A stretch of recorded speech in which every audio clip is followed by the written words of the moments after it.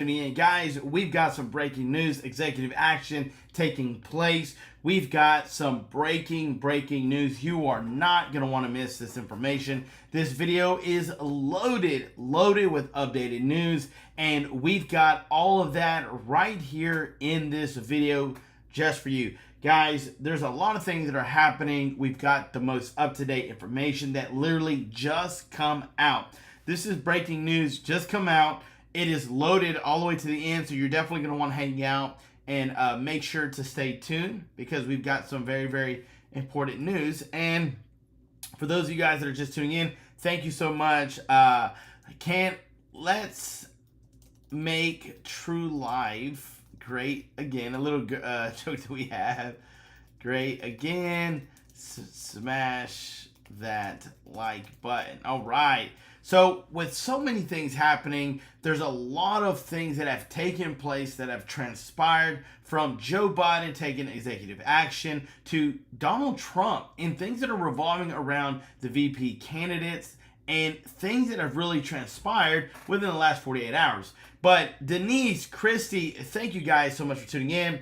Yes, we are a lot earlier tonight than normally, 9, 10, sometimes 11 o'clock. But we did want to bring you this news that was just out there, and there's a lot of things taking place that you do not want to miss. Guys, let's dive into the news. Biden now scrambling to address the migrant crisis long after saying he's done all he can do on the issue. The president granting permits to several border towns today to, quote, expand and continue to maintain crossings, whatever that means. While the administration is set to announce executive action for the border by tomorrow, limiting asylum claims. An estimated 5 million illegal immigrants have now crossed the southwest border during Biden's presidency, as former President Trump declares the border a day one priority. Now I'm going to do the big deportation, the biggest ever. Eisenhower did the biggest. This will be bigger. But it's a very tough thing. What they've done to our country is unthinkable, that they could do this. And so many other things. I mean, like, you go into New York, the kids can't have Little League games anymore. It sounds so trivial, right? Why? Because the migrants are living in the fields. They've all tested. National Border Patrol Council Vice President Art Del Cueto joins us now. Art, would you please untangle for me what Biden is talking about? Is anything he's proposing, these maintaining crossings or these new executive orders, will it do anything to stem the flow of illegal migrants? Look, it's quite a mess, and people need to understand that that mess was created by this administration.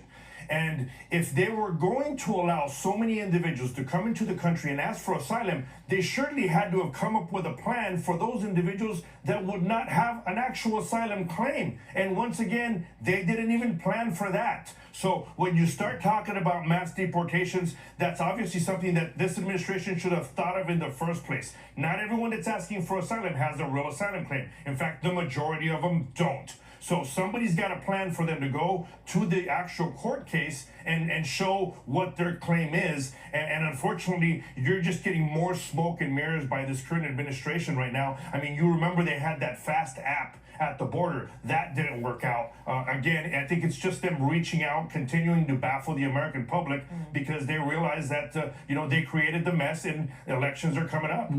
And the smoke and mirrors is what I want to parse through with you specifically right now. I saw a Wall Street Journal alert that indicated this executive action that Biden might be announcing later this week would potentially say no more. Do you actually believe that Joe Biden will keep his promise and that he will actually do an executive action? Guys, let us know down in the comments below, because again, remember, while so many people have said, hey, Joe Biden's a great president, hey, he means what he says, do you actually believe that he would actually keep his word and make sure to do a executive action? Now, again, we're going to be talking about a lot of things. Where did it go? One second, guys. We're going to be talking about a lot of things tonight, and we're going to make sure to update you guys on what's happening And with the executive action, things that are taking place, people are wondering, is this actually true? Is it actually going to happen? And when is it actually going to take place? And they're saying this week. Executive actions to take place this week. And we want to make sure that we are actually tuning in to let you know exactly what's going on. I'm going to ask you guys, do you believe that Joe Biden will take executive action? Let us know, guys, in the comments below. We'll do a poll here. How many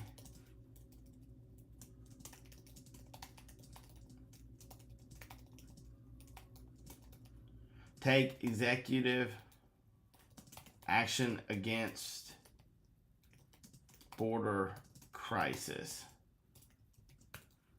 Yes, no.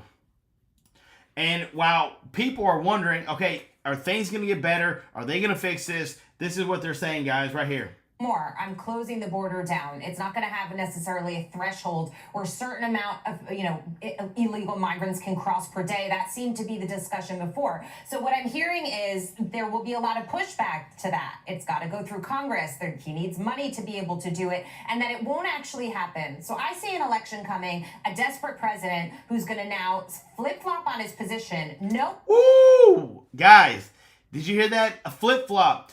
One moment he wants to one moment he wants to open the borders. He wants everybody to come. He wants every single person, come on over, good, bad, doesn't matter, we want you. And now, because he knows that he is losing in the polls, losing to Donald Trump gave an in-depth interview saying, first day would be my priority in taking care of the border crisis. And now here we have Joe Biden saying, wait a minute, I'm going to close it. I'm going to give out an executive order, and that's what people are wondering. Is he actually going to make that happen? Knowing that it can't actually be seen through. And this new policy that's coming out today is like he's drawing little drawbridges in places where the migrants will still know if they go to that spot, they can get over, Art. Right, and again, that's what it comes down to. It's just, hey, he's trying to show that he's doing something about it without actually doing something about it. And you're exactly right. Look, it's a bunch of backstepping now. He has to admit that the last administration actually had a lot more things under control, and he's going to have to go back to some of those policies in order to try to at least stop the flow. But the floodgates were opened by this administration, and stopping the flow isn't just what they need to concentrate on. They need to figure out, how do you get the individuals that are already here, that you allowed to come in here, back to their countries, or at least listen to their actual claims to see what claim they have. And they have no plan for that at all. On a policy perspective, I'm curious, once they're here, do work permits help at least give them work, or does that then just encourage more illegal immigration? I lost audio on that one. I did not hear your question. Did you hear about, do work permits help, or does that just increase more illegal immigration? I think work permits would help if they go through the right process of receiving those permits. Obviously, you can't just make a blank statement and say, hey, just hand out the work permits. You can't hand out the work permits how you chose to hand out, catch and release forms at the end of the day. So you have to vet them correctly in order to get the things done properly. Yeah. Vetting seems to be the big X factor here that isn't working so well. Art, we got to leave it there. Good to see you. Thanks for being with us. Another topic. Donald Trump vowing to declassify troves of secret documents, rather. Very important little tidbit. Joining us now to talk about that and some other things, our great friend, Ohio Congressman Jim Jordan, chair of the House Judiciary Committee. Jim Jordan, welcome back, sir, as always. Good to be with you. Let me just play. This is what Mr. Trump said on Fox and Friends about declassifying secrets. Take a listen for a sec, please. So, if you were president, would you declassify, you can answer yes or no to these, would you declassify the 9/11 files? Yeah. Would you declassify JFK files? Yeah. Would you, I did a lot of it. Would you declassify the Epstein files? Yeah, I would. There you have it. So, Jim Jordan, it's so interesting. Daniel Patrick Moynihan, Senator Daniel Patrick Moynihan, wrote a book 20 years ago about this. The name of the book was Secrecy. And in the book, he correctly, in my humble opinion, said the U.S. government tries to be too secret and classify vastly millions of pages.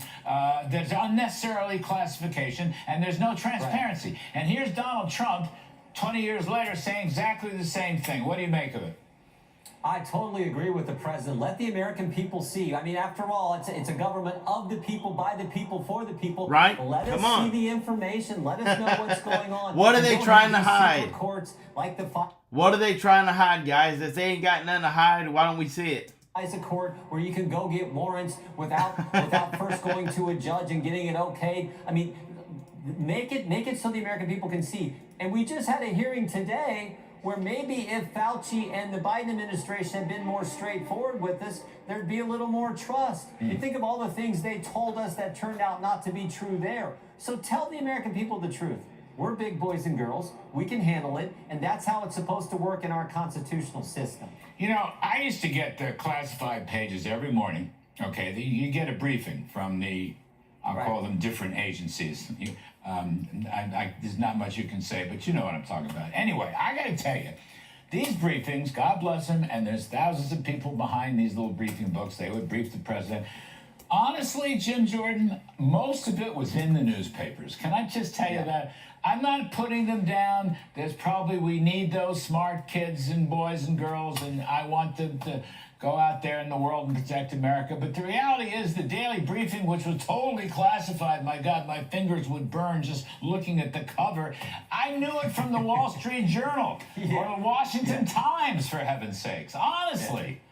Right, and most members of Congress, I think, would say the same thing you just said there, Larry, about briefings that we get. Again, this is why we fought so hard when we reauthorized 702 of the FISA to say if you're going to go search this database, this what I call this haystack of information, you should at least have to go to a separate and equal branch of government and get a warrant to search that database. Unfortunately, we lost that vote 212 to 212. But people are tired of the secrecy, they're tired of the snooping, they're tired of the spying, and certainly President Trump, who clear back in 2016, we know they spied on his campaign. And when they went to the FISA court, they gave information to the court that was not accurate in order to be able to spy on his campaign. So that's the framework, that's the context of all this. Yeah, make the information available. Let the American people, let we the people see what's going on. There's good reason to believe, as evidence comes out, that the authorities, whoever, wired his own Trump Tower to get information out. I mean, Trump said that, people made fun of him. Turns out there's a lot of evidence that they did. Jim Jordan, another topic. I still read Joe Biden's going to put out the executive order to end all executive orders. That's going to somehow help us on the border. Again, this is what's big, guys. They're talking about this huge executive action plan by Joe Biden and the Biden administration that they're going to actually make the biggest headway when it comes to the border security, border crisis, being overrun with over 5 million illegal immigrants that have come into this country illegally, that under Joe Biden and his administration, they're saying that this week, guys, breaking news, that this executive action plan is actually going to be taking place, and they're actually be doing a massive deportation. Now, you and I both know from Donald Trump's interview that he said, give me 1 day, day one, we're going to have the largest mass deportation in history. Bigger than anyone that has ever went out and done it. We're going to have the biggest. Well, guess what? The Biden administration understands how important it is for security and protection for our borders, and that we should not just allow anybody to come in. Even Barack Obama stated that we needed to keep our borders secure and that we didn't even have them open. And lo and behold, here we go with Joe Biden opening them. Now he's got a big mess on his hands. But they're talking about, could this actually happen? Several of you in the post have stated that, you know what? There's actually a good chance. And 87% of you out of 84 votes say, no, not a chance. He's not going to keep his word. And then 13% said, yeah, he just might do it. But what do they have to say? 4,000, Yeah. if I get this right, 4,000 people a day, which would come to about 1.5 million illegals a year, is going to solve the problem. I don't know what you think about this. To me, this is just a real head scratcher. What's happening up there, and what is this goofy thing going to do? I think the first question you ask is, I thought the border was secure. I mean, Secretary Mayorkas told us the border was secure. Joe Biden told us it was secure. Why do they now need to take some executive action under what is Section 212, whatever that section is, that President Trump used, other presidents have used to get control of our border? I mean, I'll believe it when I see it. What I do know is what Joe Biden did on day one. On day one, he announced to the world, if you come here, there will no longer be a wall to get over. We're going to stop construction of the wall. You won't have to wait in Mexico while we evaluate your asylum claim. And when you get to the border, you will not be detained. You will be released to wherever you want to go. And when you make those three decisions on day one, it's no wonder we got an influx of migrants coming to the country. Wow. On pace to get to approximately 12 million in Joe Biden's presidency in 4 years. That's equivalent to the entire population of Ohio. And we're the 7th largest state. That's how significant. Guys, 12 million people? Oh my gosh. And they don't think we've got a border security issue? The magnitude of this problem. So he can say what he wants now 5 months before an election. I don't think anybody believes him because, again, it's sort of like the boy who cried wolf. No one trusts what Joe Biden says when it comes to the border and, frankly, a host of other issues. All right, Chairman Jim Jordan, thank you, sir. We appreciate it, as always. I honestly cannot fathom to get my mind around the fact that Joe Biden, literally 12 million immigrants that have come over on his watch. I don't get it, guys.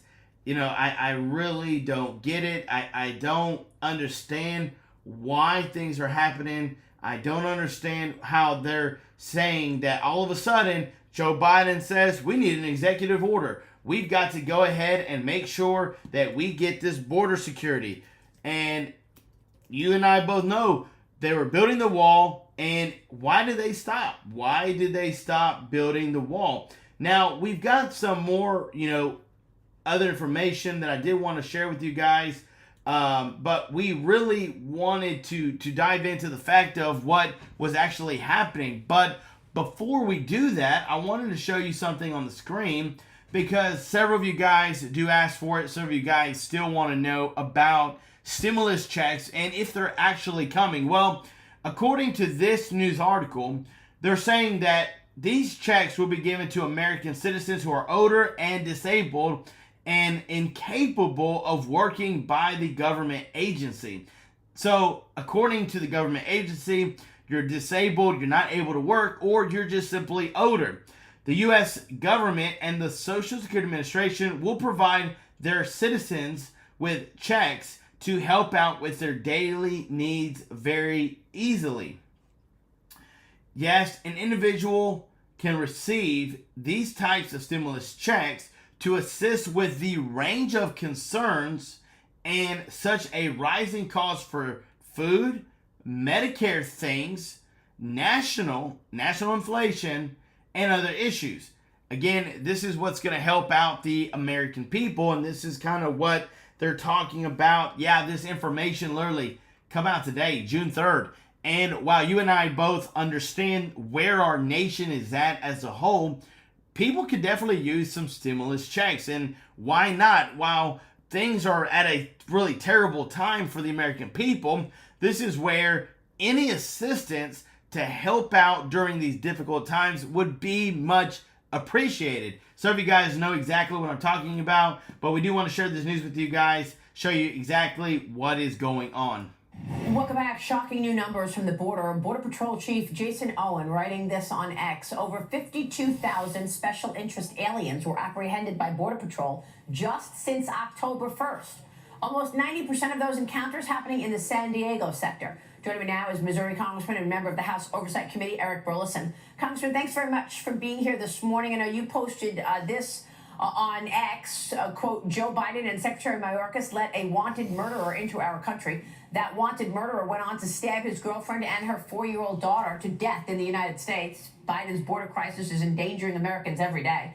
And now we've got, Congressman, these numbers of all of these special interest aliens being apprehended. Tell us what a special interest alien is, Congressman.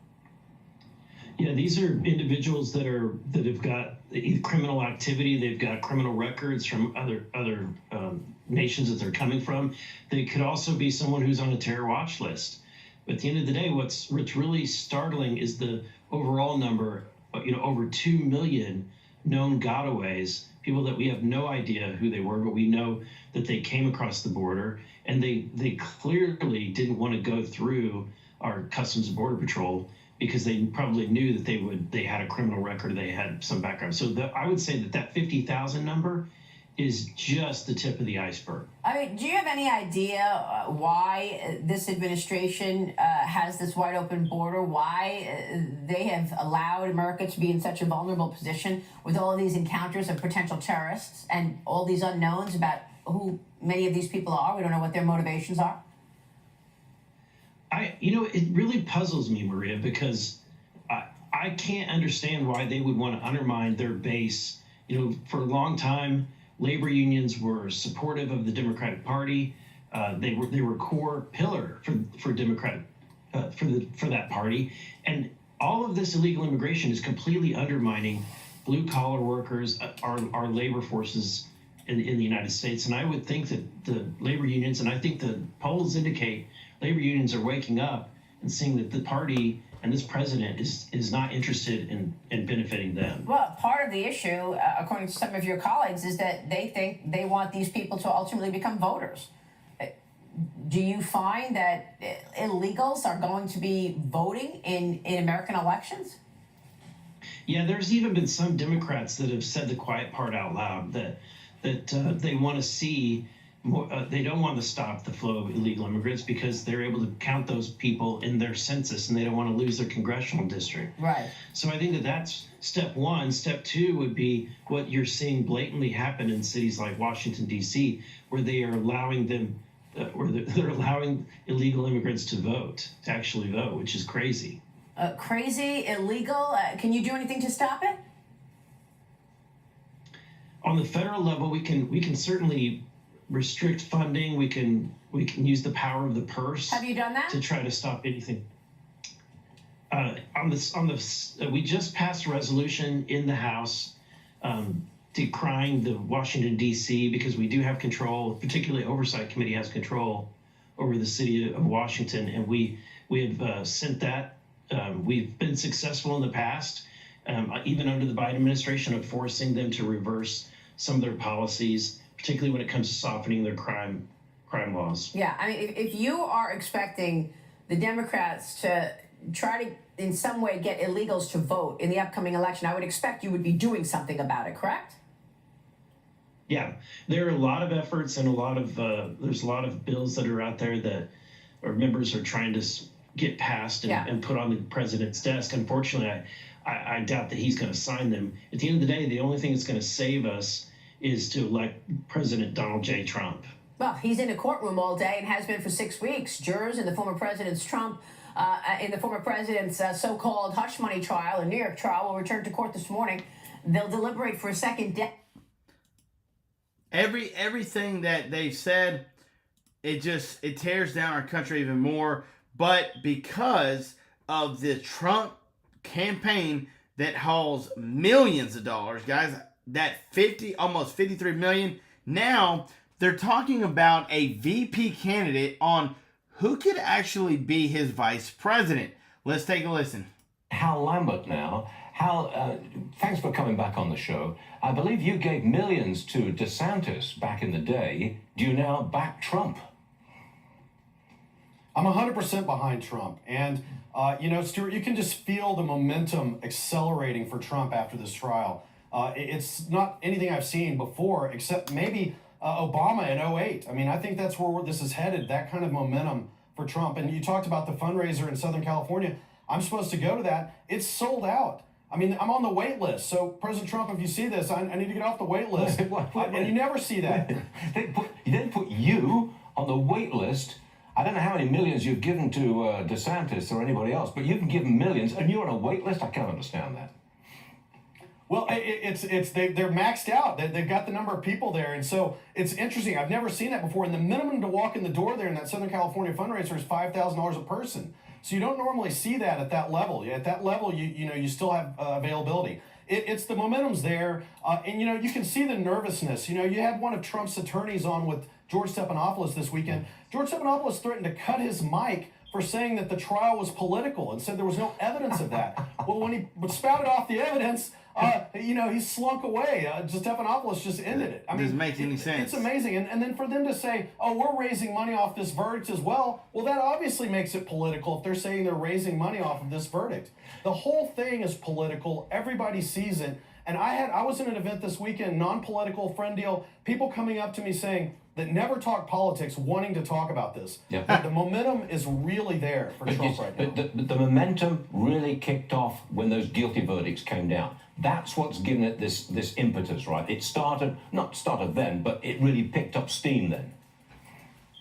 Oh, 100%. That's what $70 million in small dollars, over $100 million of large dollar donations since the verdict. I mean, that's amazing, amazing numbers. You're talking at small dollar, you're talking 700,000 to 1 million individual donors giving money to President Trump after the verdict in just a few days. And that's going to keep going on. I think, if you look at what the trial was about, it really is more than Trump. People realize this is damaging to America. We're the rule of law country, and people view this as political, mainly because you look at the DA, he's been in the business in the last few years of reducing felonies. 60% of felony charges were cut to misdemeanors.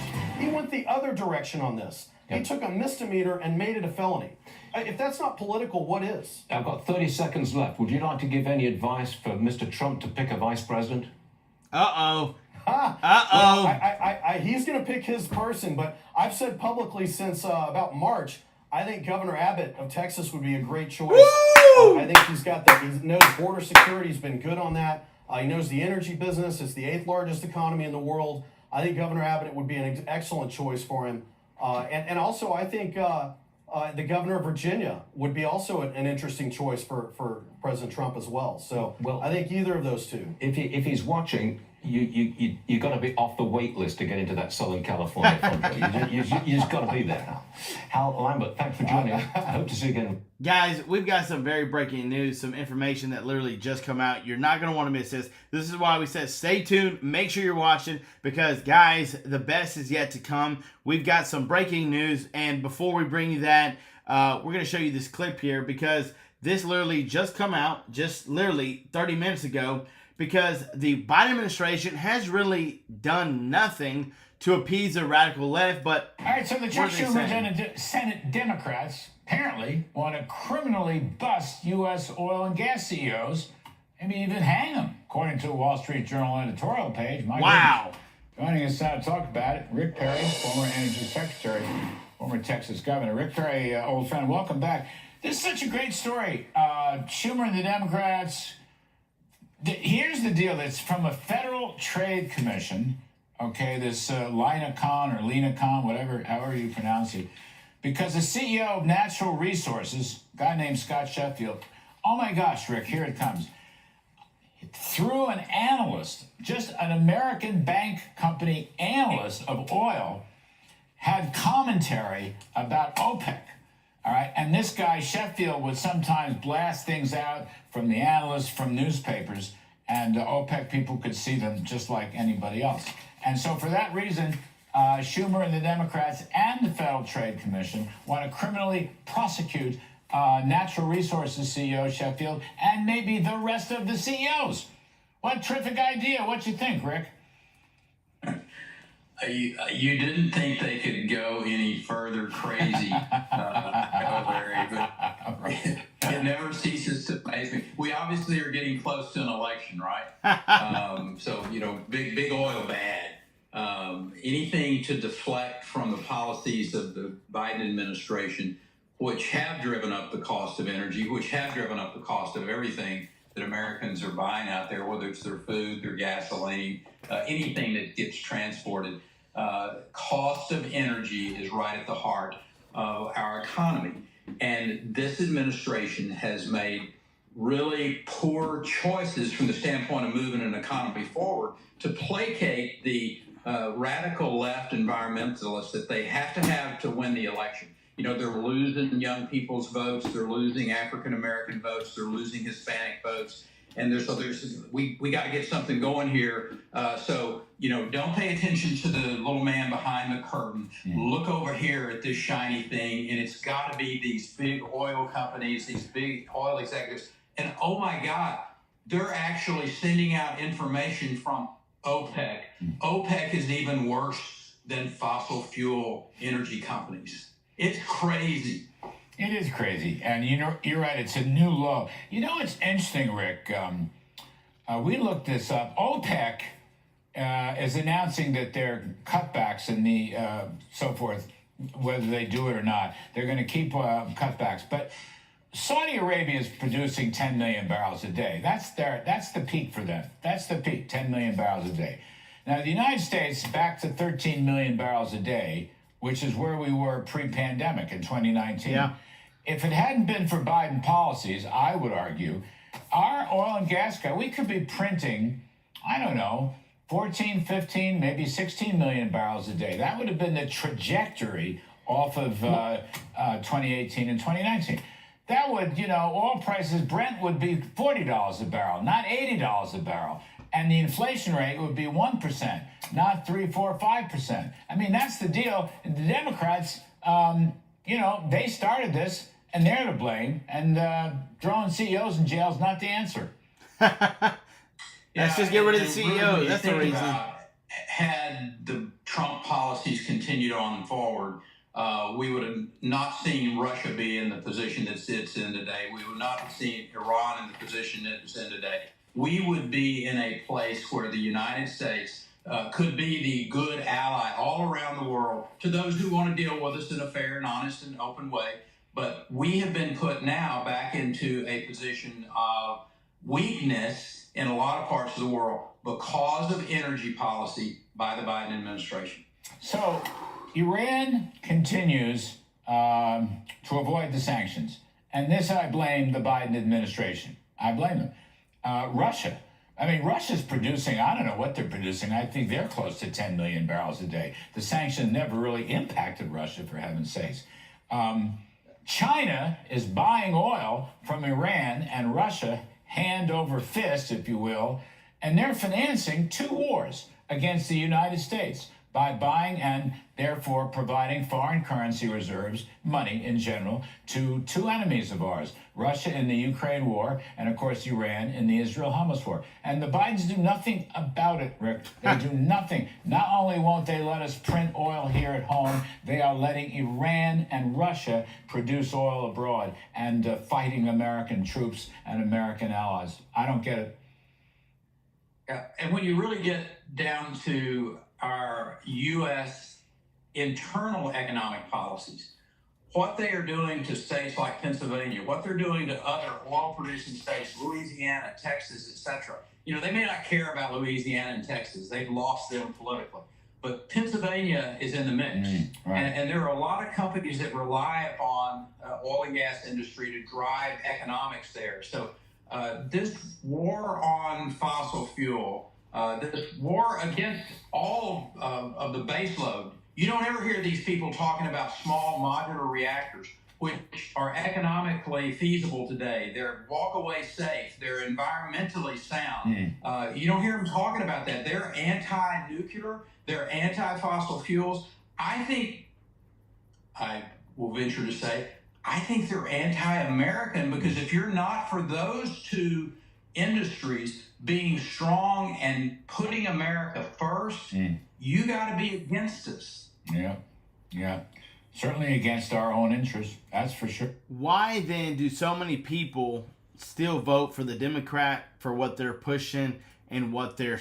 I mean, guys, it's a disgrace to what they've done to our country, and yet still people will vote for them. Still people want them to win. Check out this breaking news that just come out. What should, now that Trump, this conviction for Trump, what should the speaker do in retaliation over this conviction? The Speaker of the House is one of the most powerful people in the country. We control the budget. We control the power of the purse. If Speaker Johnson actually supports President Trump like he claims, he should stop the special counsel, Jack Smith, and we should be using the power of the purse to hold New York accountable for the sham convictions against President Trump. The entire thing is political. It's outrageous, and our country is completely turned a corner. Even if it leads to a government shutdown in the fall? Yeah, it doesn't matter anymore. We're a banana republic. I mean, it literally does not matter, and that's how people feel. Do you agree with that statement that regardless of a government shutdown, because Democrats wouldn't agree with them withholding any sort of funds, why hasn't Mike Johnson done this? He's been a huge supporter of Donald Trump. He's been in the press interview. He's also shown his support, but why still work with the Democrats to keep budget moving? Come to the point where they are going to try to put President Trump in prison with these fake felony charges and convictions. Are absolutely fake. A legal expense, yeah, that's what you write for paying a lawyer. That is literally what you write. We aren't a serious country anymore. We're literally a banana republic. So what does it matter funding the government? The American people don't give a shit. Whoa! Didn't see that one coming. And again, you know how Marjorie Taylor is, very expression, not afraid to speak what's on her mind, but at the same time, you know, that made me wonder why Mike Johnson hasn't withheld any funds. I understand a government shutdown isn't good for anybody. I get that, but at the same time, maybe that's what it takes to actually get some change, because again, they want to agree, they have to come to some sort of negotiation, and this is where we can't allow certain things to happen, because then again, it's not a good thing. It's going to continue to happen unless we do something about it. Now, for you guys that have stayed tuned, we really wanted to end this video with some stimulus check news that you've been waiting for. So here we have that these stimulus checks have grown to be extremely important to American seniors who receive their SSI, SSDI, and VA benefits. The Internal Revenue Service has stepped in to offer a crucial financial support to help alleviate the financial hardships that numerous seniors are experiencing. This is a big deal, guys. The government of the USA revealed news for eligible candidates that they will actually get some stimulus checks sometime in June. Now, we always know that there's a lot of information presenting when it comes to stimulus checks, because Americans are so long awaiting any type of financial support. They're looking for some sort of financial relief to get help with national inflation. This has affected millions and millions of Americans. This is why we know November 5th, we've got to have a change. We've got to have a change, whether it's Donald Trump or who could possibly challenge Joe Biden for the Democratic candidacy. How many of you guys would definitely vote for somebody else as long as it wasn't Joe Biden? Let me know down in the comments below. But guys, you've been a great audience. Thank you so much for tuning in. You love and support me in the world. We couldn't do this without you. Remember, let us know, do you actually think that Joe Biden will sign an executive action plan against the border crisis? Guys, hope you have a wonderful night. Thank you so much for watching. Stay tuned for more videos come, and we'll see you in the next one.